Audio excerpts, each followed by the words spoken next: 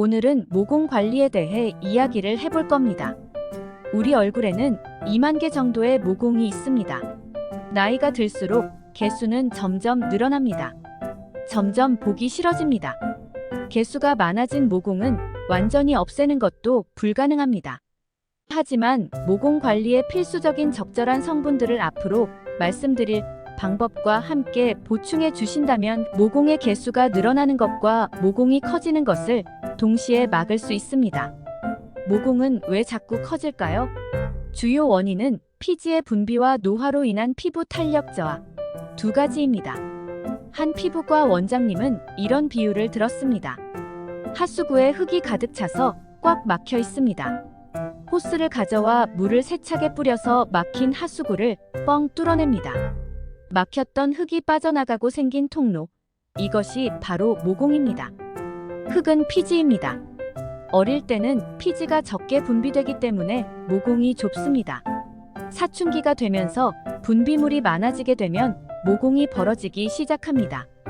그리고 사람에 따라 피지 분비가 많은 사람들은 모공이 더 커지게 됩니다. 즉, 피지의 분비가 모공의 크기에 직접적인 원인이 되는 것입니다. 또 하나의 원인은 노화로 인한 피부 탄력의 저하입니다. 나이가 들면서 피부가 탄력을 잃으면 모공을 지지해서 꽉 잡아주는 힘이 부족하기 때문에 천천히 넓어지게 되는 것이죠.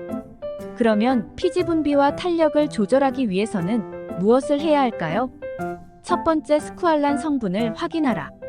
피지 분비량을 조절하려면 스쿠알란 성분이 있는 제품을 사용하세요. 왜냐하면 스쿠알란 성분은 피지 분비량을 조절해주는 역할을 하기 때문입니다. 그리고 피부의 노폐물을 피지의 형태로 배출시켜주고 항산화 작용도 하는 피부에 지극히 좋은 성분입니다. 모공이 이미 너무 많거나 큰 경우에는 먹거나 바르는 약을 이용할 수도 있고 레이저 치료도 좋은 선택이 될 수 있습니다. 성인 여드름의 3대 요소인 스트레스, 잠, 음식도 반드시 잘 조절해야 합니다. 이런 방법들과 함께 스쿠알란 성분을 적절히 사용하면 피지 분비량을 조절하는 데 큰 도움이 될 것입니다. 두 번째, 건조함과 자외선을 차단하라. 피부 탄력을 향상하기 위해서는 보습과 자외선 차단이 필수입니다. 왜냐하면 탄력이 떨어지는 주요 원인은 피부 노화이고 피부 노화의 주요 원인이 건조함과 자외선이기 때문입니다. 그래서 건조함을 막아주는 보습 크림과 자외선 차단을 위한 선크림을 수시로 발라줘야 합니다. 건조한 피부는 피지를 과잉 생산합니다.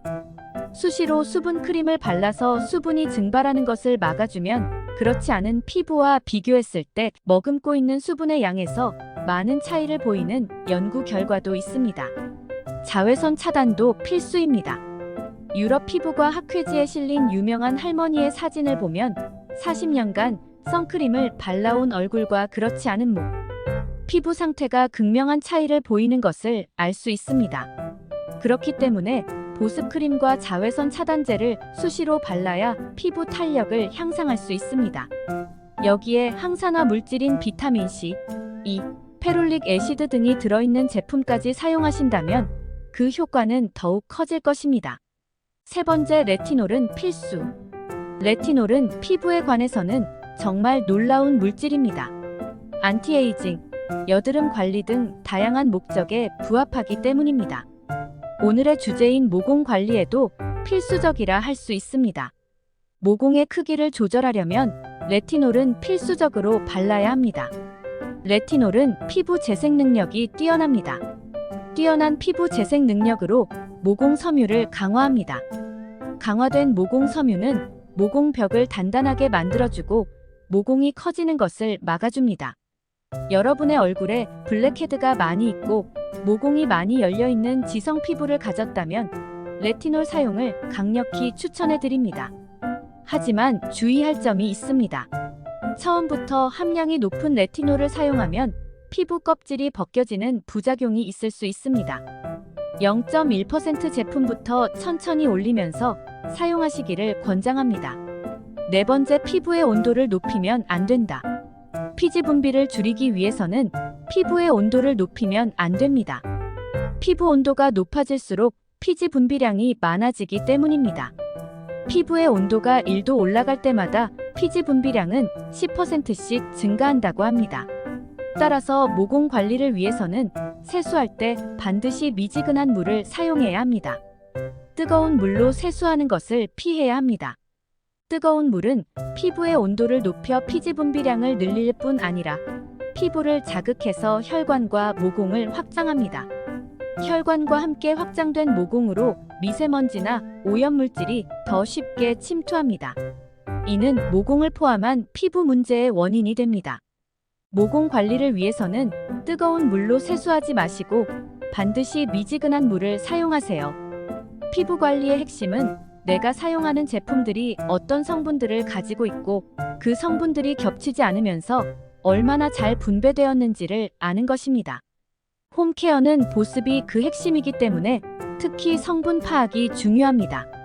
거기에 수시로 자외선 차단제를 발라준다면 이미 당신의 피부는 일반 사람들보다 훨씬 좋아질 가능성이 높다고 자부합니다. 이 두 가지 관리를 기본으로 항산화 제품을 더한다던가 약을 바르다던가 병원에 가서 적절한 치료를 받는 것까지 병행해 준다면 당신의 모공은 눈에 띄게 줄어 있을 것입니다.